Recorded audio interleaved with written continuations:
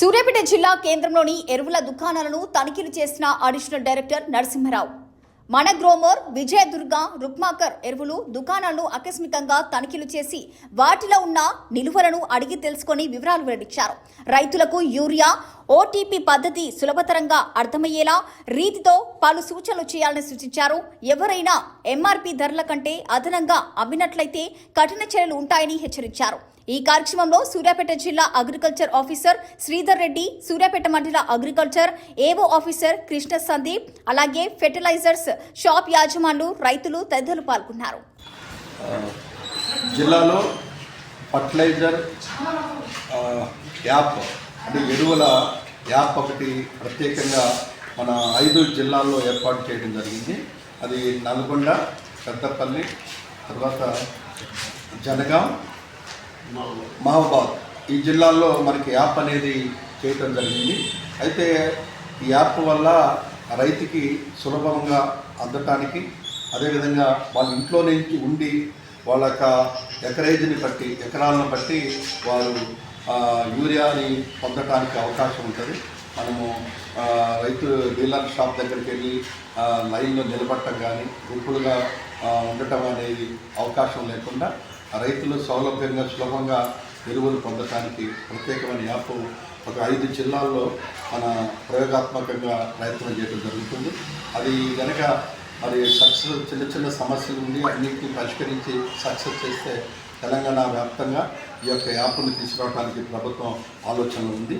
మిగతా జిల్లాల్లో, ఈ 5 జిల్లాకు మిగతా జిల్లాల్లో ఇంతకుముందు ఏ విధంగా అయితే యూరియాని ఇవ్వటం జరుగుతుందో అదే సాధారణ పద్ధతులను ఇవ్వటం జరుగుతుంది. రైతులు ఎక్కడా కూడా ఎరువులకి అంటే ప్రత్యేకంగా యూరియాకి ఇబ్బంది పడకుండా ఒక పద్ధతి ప్రకారం రైతుకి అవసరమైన మేరకే మరి 2-3 దఫాలుగా వాళ్ళు ఉపయోగించుకునే విధంగా, పంట కాలంలో కూడా 2-3 దఫాలుగా పంటకు వాడతారు. అదేవిధంగా వాడే విధంగా ఒక యాప్ను తయారు చేసి రైతుకి ఎరువుల్ని వారు కోరుకునే విధంగా యాప్ ద్వారా అందించడానికి ఒక సులభతరమైనటువంటి, ఒక పారదర్శకమైనటువంటి ఒక పద్ధతిని ఈ ఎరువుల యాప్ ద్వారా అందించడం జరుగుతుంది.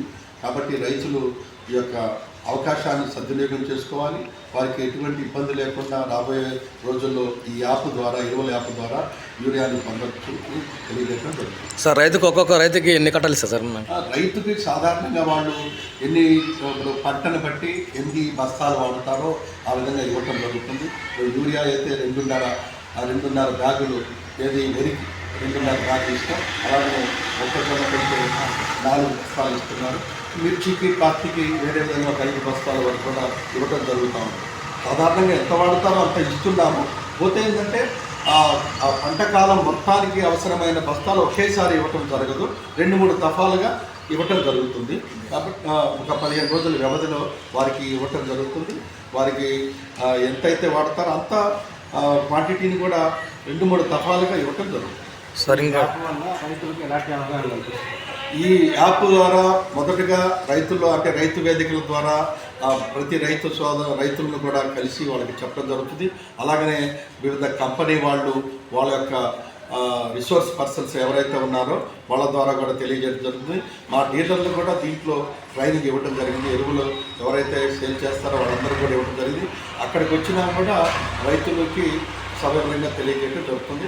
ఇంకా ఈ విషయాన్ని మరి క్షేత్రస్థాయిలో తీసుకొని వెళ్ళి తెలియని రైతులకి గ్రామాల వారీగా షెడ్యూల్ వేసుకొని ప్రతి రైతుకి ఈ ఎరువుల యాప్ మీద అవగాహన కలిగేటట్టుగా తెచ్చుకోవడం జరుగుతుంది.